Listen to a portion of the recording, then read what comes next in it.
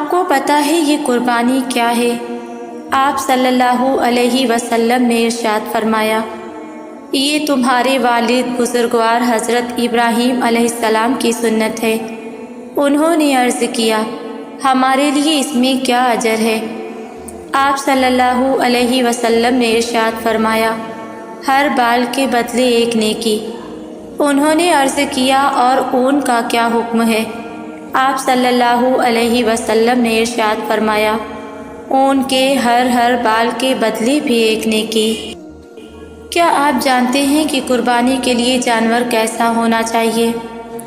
نبی صلی اللہ علیہ وسلم جب قربانی کا ارادہ فرماتے تو 2 مینڈے خریدتے جو خوب موٹے، تازے، صحت مند، سینگ دار، خوبصورت اور خصی ہوتے تھے، اور ان میں سے ایک اپنی امت کے لیے ان لوگوں کی طرف سے ذبح فرماتے جو توحید کے اقرار پر قائم ہوئے اور اس بات کی گواہی دیتے ہوں کہ نبی صلی اللہ علیہ وسلم نے پیغام الہی پہنچا دیا، اور دوسرا جانور محمد صلی اللہ علیہ وسلم و آل محمد صلی اللہ علیہ وسلم کی طرف سے قربان کرتے تھے۔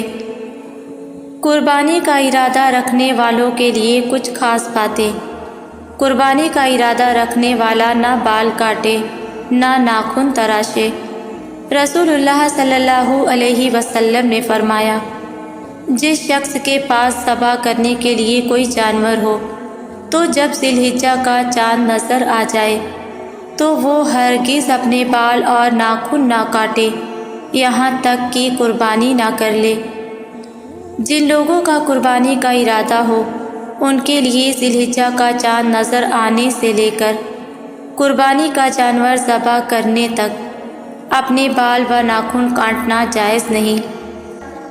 لہٰذا چاند نظر آنے سے پہلے یہ کام کر لیں۔ جس گھر کے سربراہ نے قربانی کرنی ہو وہ سب گھر والے اس حکم پر عمل کریں، کیونکہ وہ قربانی گھر کے تمام افراد کی طرف سے ہوتی ہے۔ آپ کو پتہ ہے کن جانوروں کی قربانی جائز ہے؟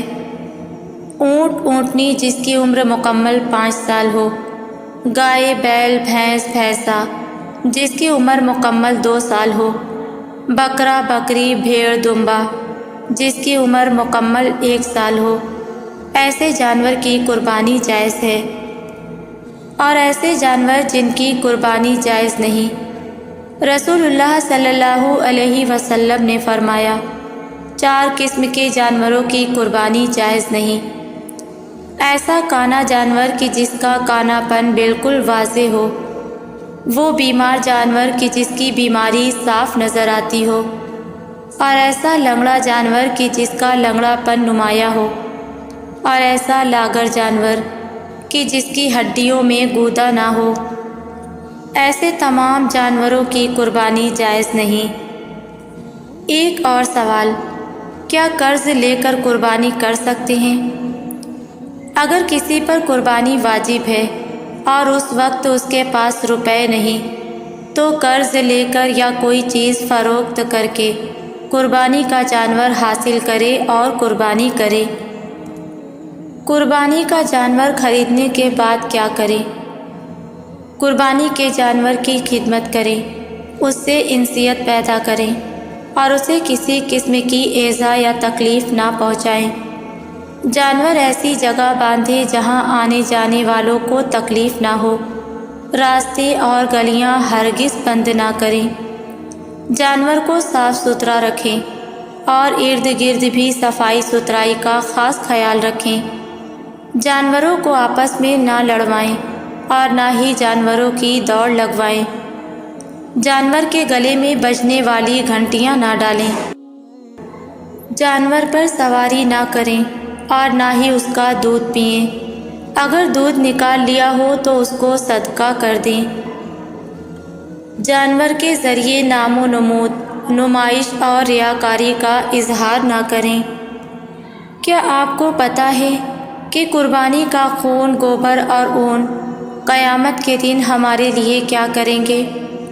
حضرت عائشہ رضی اللہ تعالی عنہا سے روایت ہے کہ نبی اکرم صلی اللہ علیہ وسلم نے فرمایا، قربانی کیا کرو اور اس کے ذریعے اپنے آپ کو پاک کیا کرو، اس لیے کہ جب مسلمان اپنی قربانی کا رخ یعنی ذبح کرتے وقت قبلہ کی طرف کرتا ہے تو اس کا خون، گوبر اور اون قیامت کے دن میزان میں نیکیوں کی شکل میں حاضر کیے جائیں گے۔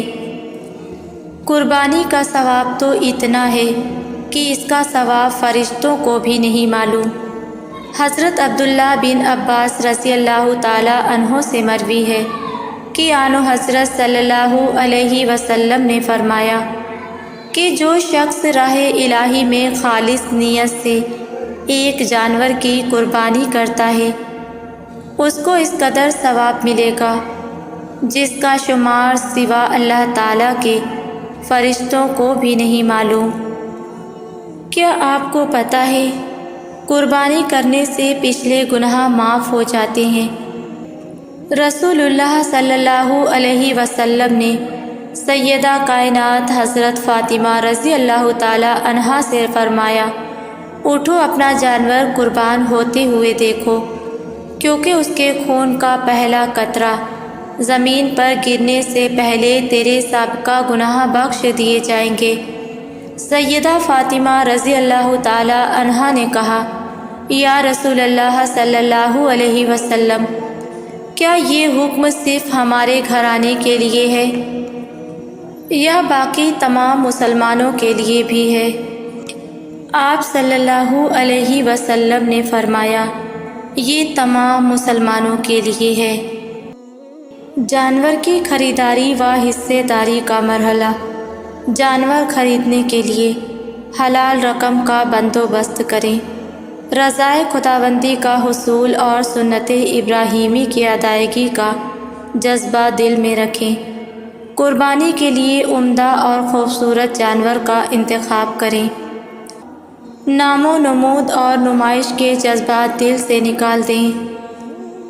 اگر بڑے جانور میں حصہ لینے کا ارادہ ہو تو پہلے سے حصہ داریاں اجتماعی قربانی کا نظم منتخب کر لیں۔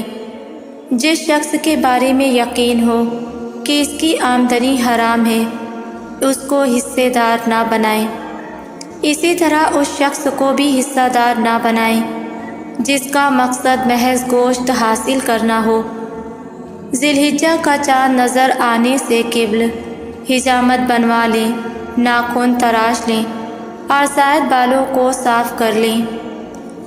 فرمان مصطفیٰ صلی اللہ علیہ وسلم ہے، بروز قیامت قربانی کا جانور اپنے خون اور گوشت کے ساتھ لایا جائے گا اور 70 گنا اضافے کے ساتھ تمہارے میزان میں رکھا جائے گا۔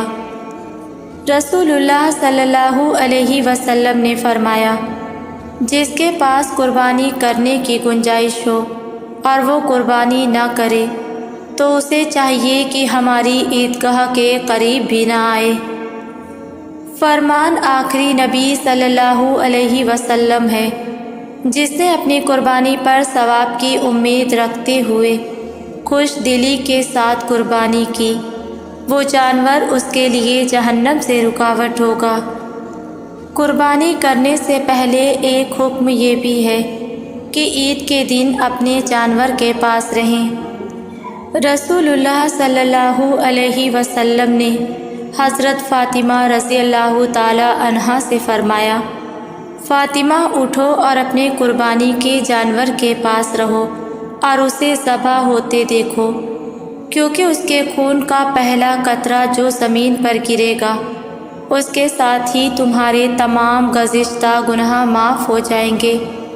حضرت فاطمہ رضی اللہ تعالی عنہا نے سوال کیا، اے اللہ کے رسول صلی اللہ علیہ وسلم، یہ فضیلت ہم اہل بیت کے لیے مخصوص ہے یا ہم اور تمام مسلمان اس کے مستحق ہیں؟ آپ صلی اللہ علیہ وسلم نے فرمایا، ہمارے لیے بھی اور تمام مسلمانوں کے لیے بھی۔ کیا آپ جانتے ہیں کہ قربانی میں پوشیدہ حکمتیں کیا ہیں؟ حضرت ابراہیم علیہ السلام اور اسماعیل علیہ السلام کی عظیم قربانی کو یاد رکھتے ہوئے اپنا سب کچھ یہاں تک کہ اپنے جگر گوشوں کو اللہ کے دین کے لیے قربان کر دینے کا جذبہ پیدا کرنا۔ محض اللہ کے نام پر قربانی کے جانور کو ذبح کرنا، انسان کے لیے جانوروں اور مویشیوں کے تابع اور حلال کیے جانے پر اللہ تعالیٰ کا شکر بجا لانا، فقراء اور مساکین کے لیے کھانے اور گوشت کی فراہمی کا سبب، ذی الحجہ کی 10ویں تاریخ کی عظمت کا اظہار۔ قربانی کی یہ ساری پوشیدہ حکمتیں ہیں۔ قربانی کرنے سے پہلے قربانی کے جانور کو چھری نہ دکھائیں۔ حضور اکرم صلی اللہ علیہ وسلم نے ایک آدمی کے قریب سے گزرے۔ وہ بکری کی گردن پر پاؤں رکھ کر چھری تیز کر رہا تھا اور بکری اس کی طرف دیکھ رہی تھی۔ آپ صلی اللہ علیہ وسلم نے اس سے ارشاد فرمایا، کیا تم پہلے ایسا نہیں کر سکتے تھے؟ کیا تم اسے کئی موتیں مارنا چاہتے ہو؟ اسے لٹانے سے پہلے اپنی چھری تیز کیوں نہ کر لی؟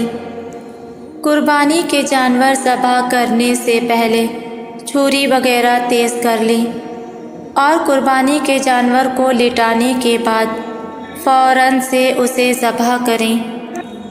قربانی ہر بالغ مقیم مسلمان مرد و عورت مالک نصاب پر واجب ہے۔